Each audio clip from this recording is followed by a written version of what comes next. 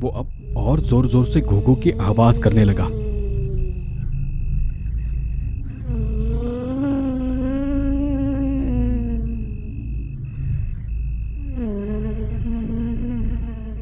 मैं एक हाथ में मोबाइल पकड़ते हुए उसकी ओर बढ़ा। नमस्कार दोस्तों, हॉरर पॉडकास्ट इस यूट्यूब चैनल में आप सभी का स्वागत है।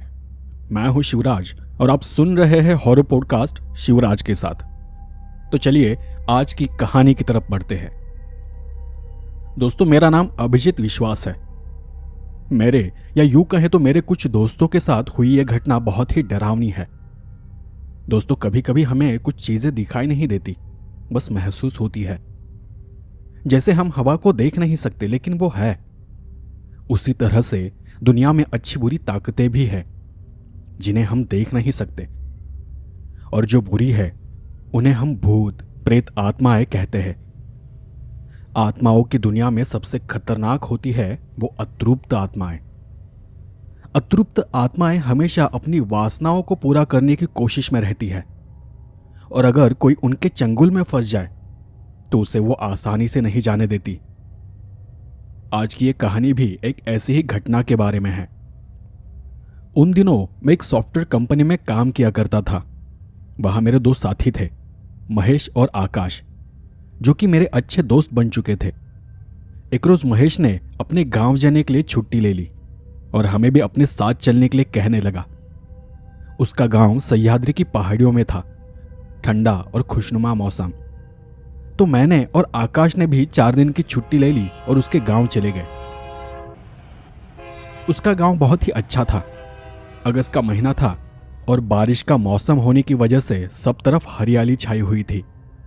पहले 2 दिन तो हम बस यहां वहां घूमते रहे, और आखिरी दिन महेश ने कहा कि आज रात फीस्ट का प्लान है। उनके गांव की फीस्ट मतलब गांव की स्टाइल में एक तरह की पार्टी होती है, जिसमें वो किसी नदी या तालाब के किनारे जाकर पार्टी करते हैं, जिसमें ड्रिंक्स, नॉनवेज वगैरह सब कुछ होता है। तो प्लान के हिसाब से उसके गांव के कुछ दोस्त और हम तीनों बाइक से सारा सामान लेकर एक डैम यानी एक बांध के किनारे पहुंच गए। वैसे हम जहां रुके थे, बांध वहां से करीबन 1 किलोमीटर दूर था। वो एक बड़ी सी नदी थी। हम जब वहां पहुंचे तो तभी हमें कहीं से मांस जलने की बदबू आ रही थी। वहां की हवाओं में हल्का हल्का धुआं भी फैला हुआ था, जैसे दूर कहीं कुछ जल रहा हो। लेकिन नदी के किनारे हर तरफ बड़े बड़े पेड़ थे, ऊंची घनी झाड़ियां थी, इसलिए वो बदबू कहां से आ रही थी उसका पता लगाना मुश्किल था।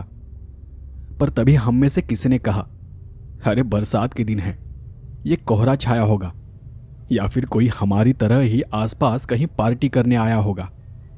हमने भी यही सोचा, क्योंकि इसमें डरने वाली कोई भी बात नहीं थी। मौसम सुहाना था। सोचा कि चलो इस मौसम का मजा लेते हैं। हमारी पार्टी के लिए कच्चा चिकन, पीने का पानी, शराब की बोतलें, सबका इंतजाम हो चुका था।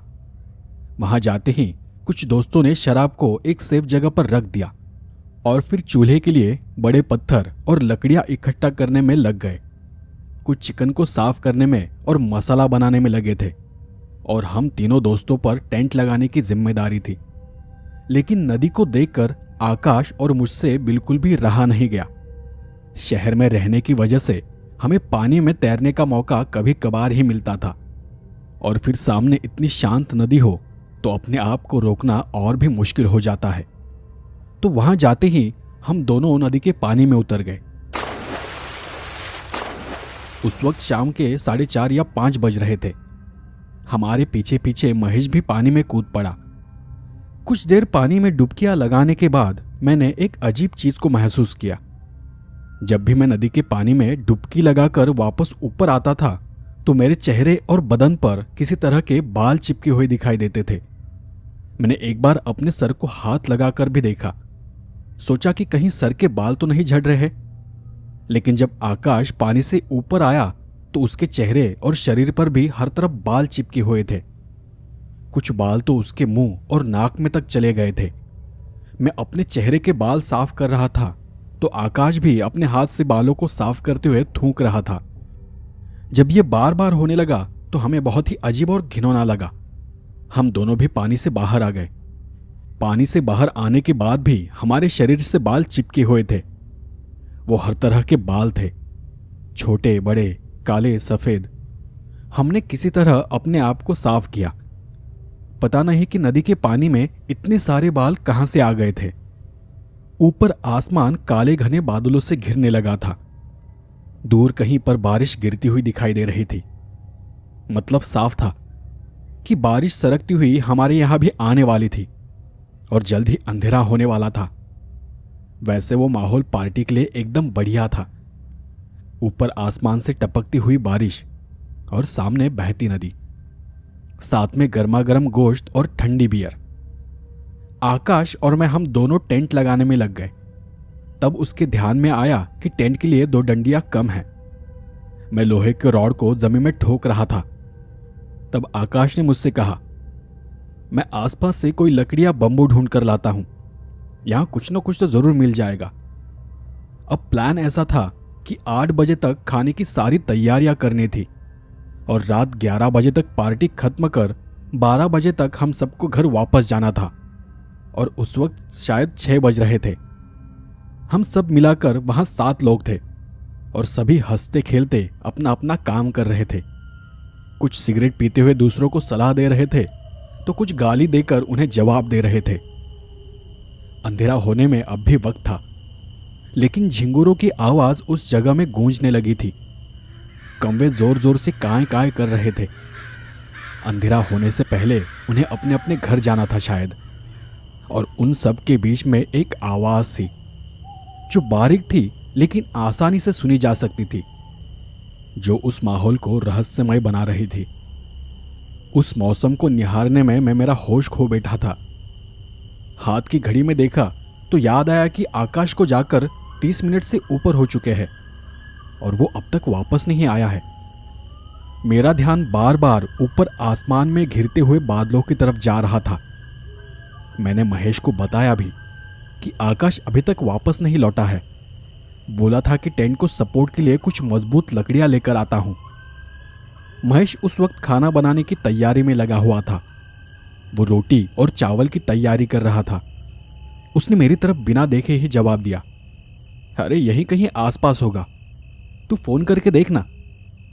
तब मेरे दिमाग की बत्ती जली। मैं जल्दी से हमारे सामान के पास गया और बैग से मोबाइल निकालकर पहले उसे फोन किया। रिंग पर रिंग जा रही थी, लेकिन आकाश का कोई जवाब नहीं आ रहा था। मैंने 3 से 4 बार उसे फोन लगाया, लेकिन उसका एक बार भी जवाब नहीं आया। उल्टा उस माहौल में मुझे उल्लुओं की आवाज गूंजती हुई सुनाई दी। वहां का वो माहौल एक अजीब सी रहस्यमयी खामोशी में गर्क था। मुझे समझ नहीं आ रहा था कि मैं क्या करूं। आकाश को ढूंढने जाऊं या फिर उसका इंतजार करूं, क्योंकि अब धीरे धीरे अंधेरा होने लगा था। मैंने महेश से कहा, अरे उसका फोन तो लग रहा है लेकिन वो फोन नहीं उठा रहा। तो महेश ने आसानी से जवाब दिया, अरे उसके हाथ में कुछ सामान वगैरह होगा, तू थोड़ा इंतजार करना, आ जाएगा वो। महेश ने यह बहुत आसानी से कहा, लेकिन मेरा दिल अब जोर जोर से धड़कने लगा था। ऐसे माहौल की मुझे आदत नहीं थी। तो मैंने वहां से उठते हुए उसे कहा, हाँ शायद, पर मैं तसल्ली के लिए आसपास जाकर देख कर आता हूं। वो जिस तरफ जिस दिशा में गया था मैं भी उसी दिशा में चलने लगा। वो बहुत ही घना इलाका था। मुझे भूत वूत इन चीजों से डर नहीं लग रहा था, न वो बात मेरे जहन में थी। मुझे डर था तो जंगली जानवरों का। पता नहीं ये इलाका कैसा है, यहां आसपास कोई इंसान है भी या नहीं। मैं वहां की झाड़ियों के बीच से आगे आगे चलते जा रहा था। आसपास से अजीबोगरीब जानवरों की, कीड़ों की आवाजें आ रही थी। अंधेरे की काली स्याही आसमान में फैलती चली जा रही थी। हवाएं भी अब पहले से ज्यादा तेज बहने लगी थी। दिन खामोश होता जा रहा था तो रात के अंधेरे में पनपने वाले साए अपनी मौजूदगी जाहिर करने लगे थे। मेरे दिमाग में डर था और मैं किसी अलग ही ख्यालों में खोया था। मैं कदम दर कदम आगे बढ़ रहा था, पर दिमाग को न रास्ते का पता था और न जगह का। मैं उन सबको छोड़कर कितनी दूर आ चुका था इसका तक ध्यान नहीं था मुझे। मुझे। ऐसा लगा कि मैं उस माहौल से सम्मोहित होकर बस चलते जा रहा हूं। जब होश आया तब तक आसपास का सब कुछ अंधेरे में डूब चुका था। यह बात जब मेरे ध्यान में आई तो मैं अपनी जगह पर ही रुक गया। मैंने अपने आप से ही कहा, अबे ये कहां पर आ गया मैं? मुझे कुछ महसूस क्यों नहीं हुआ? मैंने झट से अपनी जेब से मोबाइल निकालकर फ्लैशलाइट को ऑन किया और अपने आप को शांत करने लगा। उस जगह को देखकर एक तरह का डर मेरे मन में उभरने लगा था। मैंने जल्दी जल्दी में आकाश को फोन लगाया। फिर से रिंग जा रही थी। अबे उठा फोन जल्दी से, अब तक तो उसे पहुंच जाना चाहिए था। उसे ढूंढने के चक्कर में न जाने मैं कहां आ गया था। मैं जब उसके फोन उठाने का इंतजार कर रहा था तो मुझे दूर कहीं पर एक रोशनी चमकती हुई दिखाई दी। मैंने झट से फोन को काट दिया तो वो रोशनी भी अचानक से बंद हो गई। मैंने फिर एक बार उसे फोन लगाया तो वो रोशनी फिर से जलने लगी। मतलब ये कमीना या तो वही है या फिर उसका मोबाइल वहां गिर गया है। मैं तेजी से उस रोशनी की तरफ चला गया और देखा तो नीचे झाड़ियों में आकाश का मोबाइल पड़ा हुआ था। मैंने वो मोबाइल उठाया और जेब में रख दिया। फिर आसपास फ्लैशलाइट को मारते हुए अपनी नजर घुमाई। वहां कुछ भी नहीं था। मैंने उसे 3-4 बार आवाज दी, आकाश, अरे आकाश, पर उसका कोई जवाब नहीं आया। शायद इस कमीने को पता भी नहीं होगा कि इसका मोबाइल यहां गिर गया है और अब या तो ये हमारी जगह पर वापस चला गया होगा या फिर कहीं रास्ता भटक गया होगा। ये सोचकर मैं मुड़कर वापस अपने दोस्तों के पास जाने लगा। मैं कुछ 2-4 कदम चला ही था कि मुझे एक अजीब सी आवाज सुनाई दी।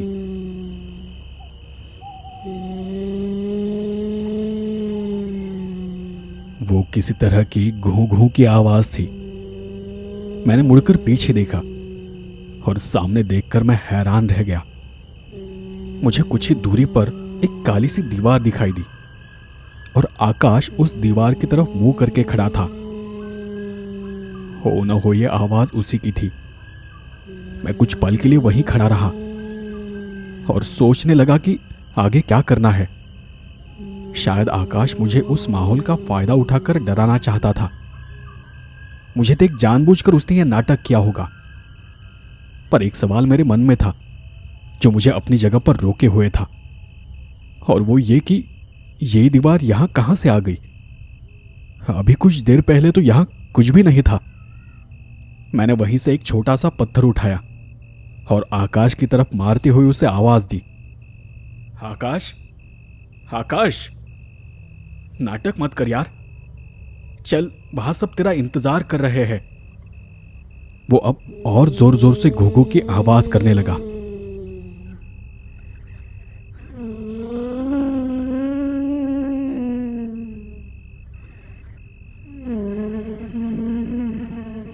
मैं एक हाथ में मोबाइल पकड़ते हुए उसकी ओर बढ़ा।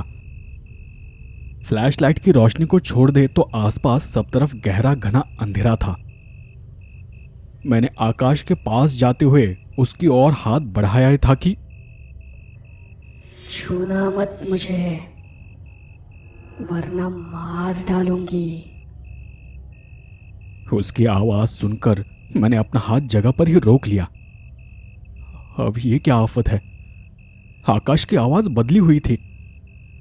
तभी आकाश रोते मुसमुसाते हुए अपने आप में ही कुछ बड़बड़ाने लगा। मैंने उसे बताया था कि इसमें मेरी कोई गलती नहीं है, फिर भी उसने मुझे मार दिया। एक नहीं, दो नहीं, बल्कि 13 बार उसने चाकू मेरे शरीर के आर पार किया। उसके सामने मैं कितना रोई, कितना गिड़गिड़ाई,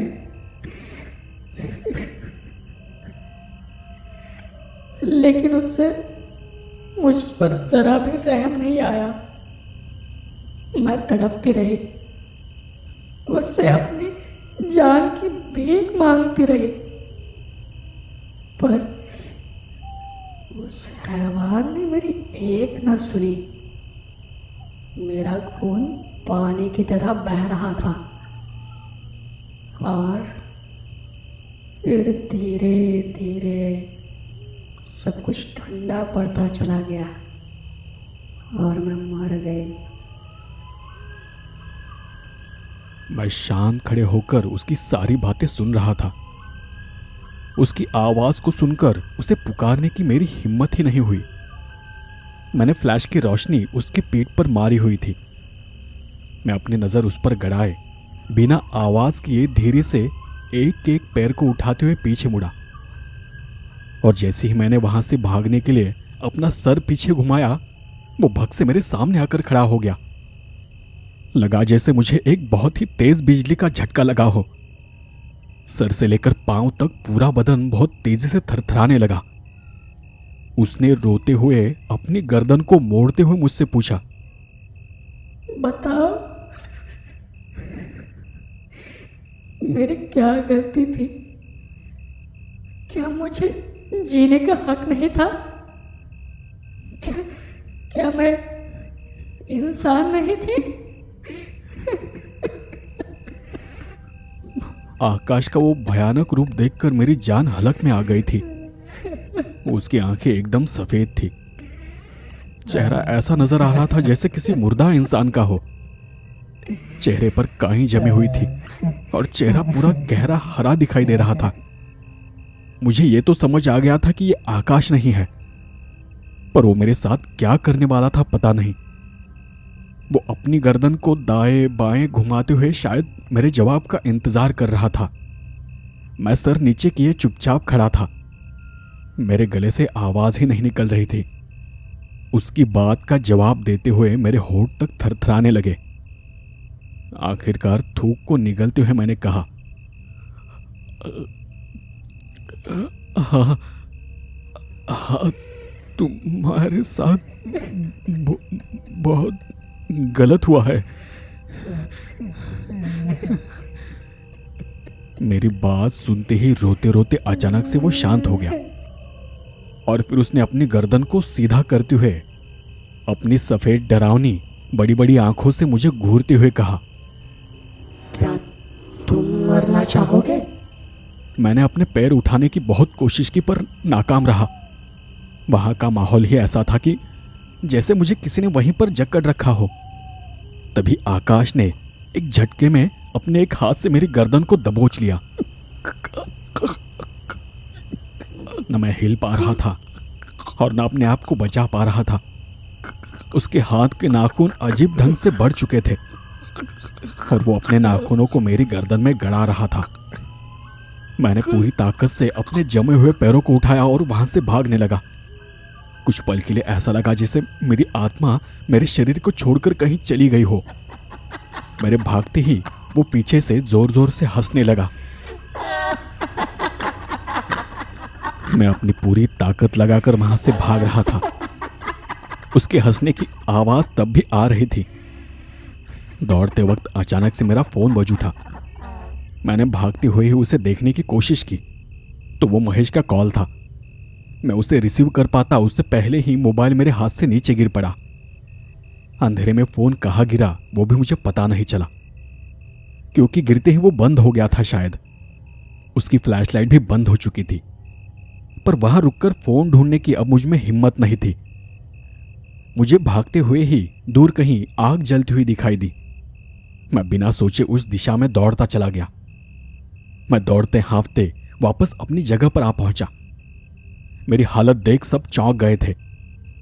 मुझे देख वो जल्दी से मेरे पास आ गए और मुझसे पूछताछ करने लगे कि क्या हुआ। मैं पूरी तरह से पसीने से लबालब हो चुका था और इतनी बुरी तरह से हाँफ रहा था कि मुझसे बोला तक नहीं जा रहा था। डर के मारे मेरा शरीर तक ठंडा पड़ चुका था। कुछ देर शांत होने के बाद मैंने उन्हें वो सब बताना शुरू किया जो कुछ मुझ पर बीता था, जो मैंने देखा और जो मैंने महसूस किया था। वो सब कुछ मैंने उन्हें एक एक कर एक क्रम में बताया। ऐसे लगा जैसे वो मरा हुआ है, जैसे जैसे कोई लाश थी वो। मेरी बातें सुनकर सभी हैरान थे, लेकिन वो वक्त वहां से जाने का नहीं था, तो आकाश को ढूंढकर वापस लाने का था।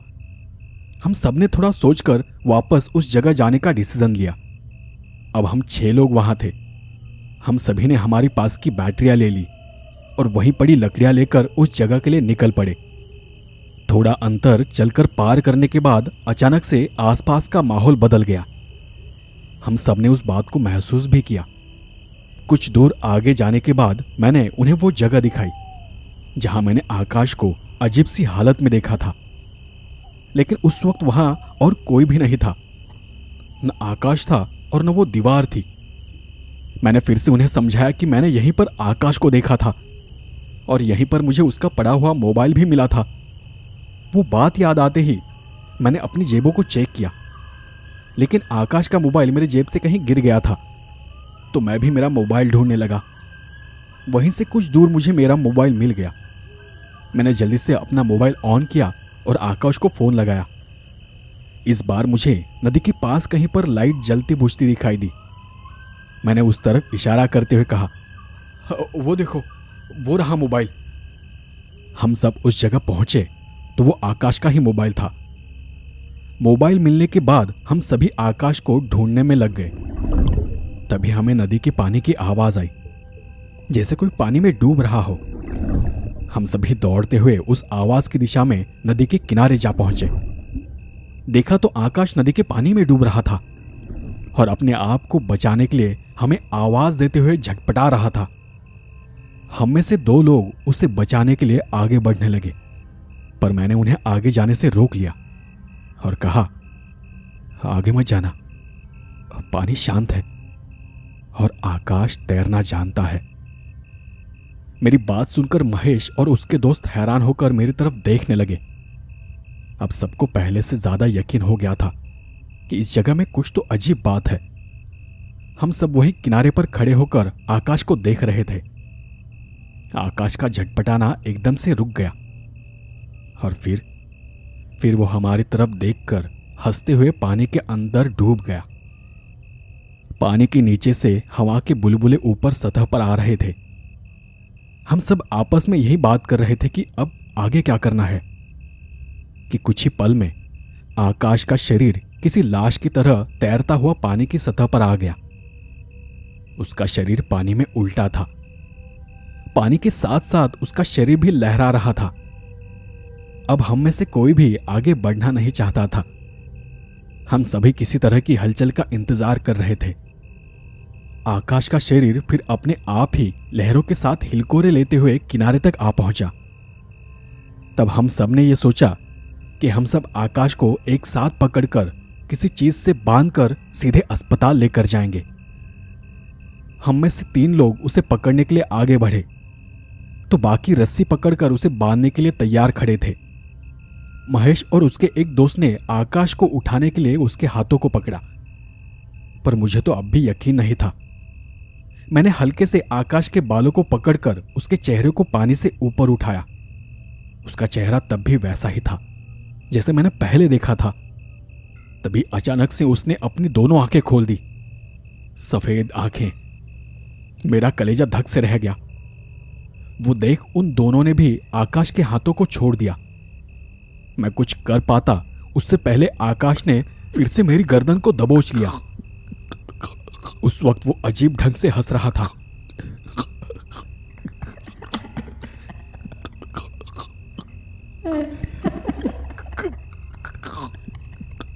मेरे बाकी सभी दोस्त आकाश को पकड़ने के लिए आगे बढ़े।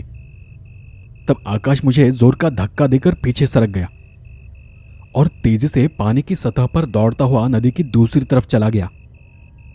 हम सब हैरान होकर वो देख रहे थे। हम सभी पुतले की तरह खड़े होकर ये सोच रहे थे कि ऐसा कैसे हो सकता है। आओ मेरे पास, बचा लो मुझे। उसकी वो अजीब ढंग से हंसने की आवाज उस माहौल में गूंज रही थी। वो कुछ ही पल में नदी के इस किनारे से उस किनारे तक चला गया था। महेश के एक दोस्त ने पानी से बाहर आते ही कहा, लगता है कि इसे किसी प्रेतात्मा ने पकड़ लिया है। और वो कोई मामूली प्रेतात्मा नहीं है। देखो, हम सबकी जान भी जा सकती है। तो यही सही होगा कि इसे पकड़ने के लिए हमें और भी लोगों को लेकर आना होगा। मुझे तो कुछ सूझ नहीं रहा था कि आगे क्या करना है। हम सभी दौड़ते हुए ही अपने सामान की तरफ चले गए और अपनी बाइक्स निकालकर आसपास किसी गांव, किसी बस्ती को ढूंढना शुरू कर दिया। कुछ देर ढूंढने के बाद हमें एक जगह पर एक बस्ती दिखाई दी। हमने जाकर वहां के लोगों को हमारे साथ घटी घटनाओं के बारे में बताया। एक एक कर वहां बहुत सारे गांव वाले इकट्ठा हो गए और उनमें से कुछ हमारे साथ आने को राजी भी हो गए। अब हम सब वापस हमारी पार्टी की जगह पर आ पहुंचे। गांव वाले भी अपनी अपनी गाड़ियां लेकर हमारे पीछे पीछे आ रहे थे। हमने वहां आकर देखा तो वहां का सारा सामान बिखरा पड़ा था। बियर की बोतलें टूटी हुई थी, बैग्स को उधेड़ा गया था और गोश्त वहां से गायब था। हम जानते थे कि ये जरूर किसी प्रेतात्मा का काम है। हमने हमारे साथ के सब लोगों को आकाश की तस्वीर दिखाई। उस वक्त हमें दूर कहीं से हंसी की आवाज आ रही थी। हमें वो आवाज कभी दाएं से सुनाई देती थी तो कभी बाएं से। तो इसलिए हम लोगों ने आपस में 3 ग्रुप बनाए और फिर हम सभी अलग अलग 3 दिशाओं में आकाश को ढूंढने निकल पड़े। मैं और महेश कुछ लोगों को अपने साथ लेकर उसी जगह पर पहुंच गए जहां सबसे पहले मैंने आकाश को देखा था। वहां पहुंचते ही मैंने गांव वालों को बताया कि यहीं पर मैंने आकाश को एक दीवार के पास खड़ा देखा था। उस वक्त हमारे साथ एक बुजुर्ग आदमी थे। उन्होंने उस जगह को ध्यान से देखते हुए हम सबसे कहा, ये तो पुराना शमशान घाट है।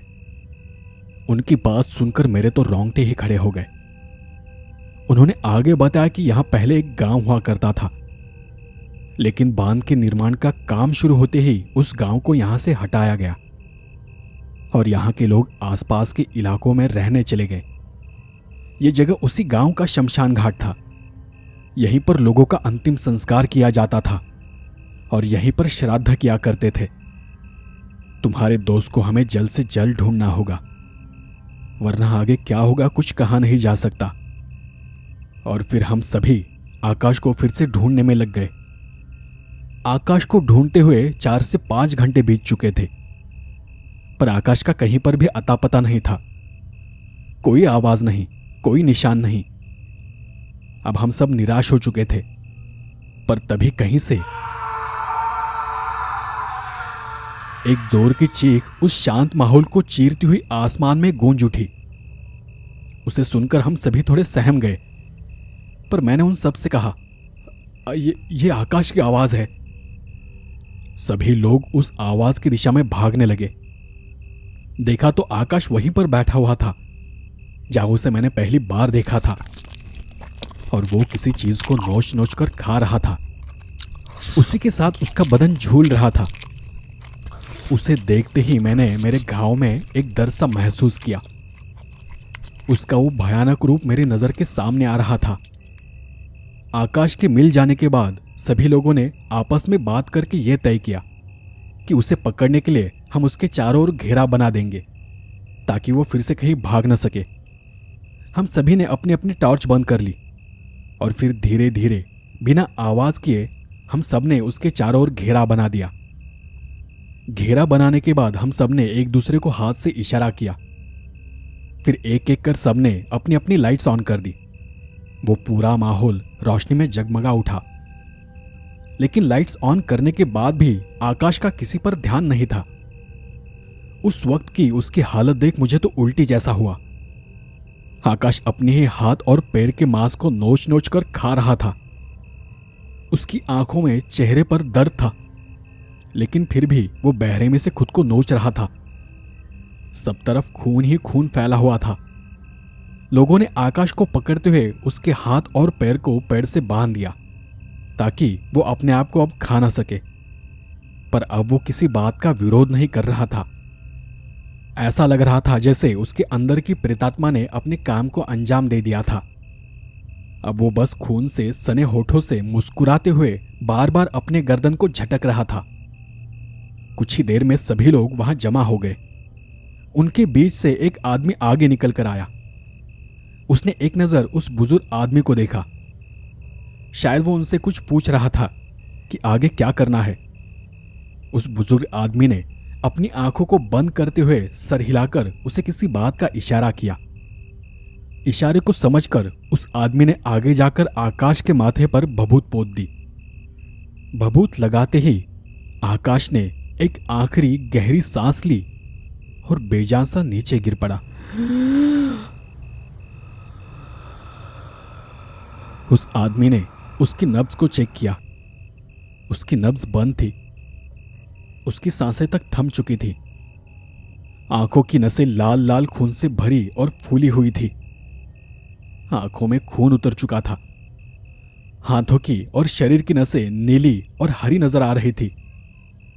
नाखून तक काले नीले पड़ चुके थे। चेहरा किसी मुर्दा लाश की तरह सफेद पथरीला लग रहा था। उस आदमी ने आकाश की आंखों को, नसों को, उंगलियों को और नाखूनों को बारीकी से देखते हुए कहा, हाँ, यह तो कब का मर चुका है। शायद 6 या 7 घंटे पहले ही। तभी अचानक से आकाश का शरीर जोर जोर से झटपटाने लगा, ऐसे जैसे शौक लगने पर झटपटाता है। वो देख हम सब दंग रह गए और थोड़ा पीछे हट गए। उसके साथ ही उस आदमी ने भी अपनी आंखें बंद कर ली और वो भी जोर जोर से थरथराने लगा। उन दोनों घटनाओं के साथ पेड़ों पर बैठे कौवे फड़फड़ाते हुए आवाज करने लगे। उस बुजुर्ग आदमी ने हमें बस शांत खड़े रहने का इशारा किया। कुछ 2-4 मिनट बाद उन दोनों के शरीर शांत हो गए। आकाश का शरीर भी एकदम से ठंडा पड़ गया। मुझे लगा कि शायद उस आदमी ने झूठ कहा है और आकाश अब भी जिंदा है। इस बार उसके शरीर में कुछ बदलाव भी हुए। अब वो किसी साधारण इंसान जैसा नजर आने लगा था। तब उस आदमी ने फिर से उसकी जांच करते हुए कहा, डरने की बात नहीं है। इसके शरीर में कई सारी प्रेतात्माओं ने घर कर लिया था और अब वो सभी एक एक करके उसके शरीर को छोड़कर चली गई है। देखो, एक बात को समझ लो, इसकी मौत का कोई भी जिम्मेदार नहीं है। इस लड़के की मौत भले ही एक हादसा थी, लेकिन शायद इसकी मौत यहीं पर लिखी थी। मौत से कोई नहीं बच सकता।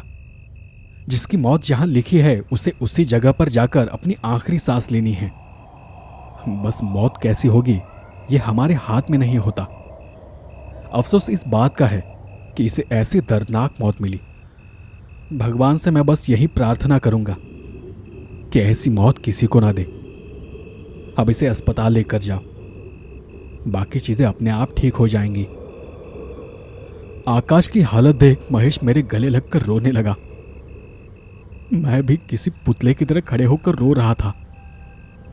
आकाश की सरलाश अकड़ी हुई थी।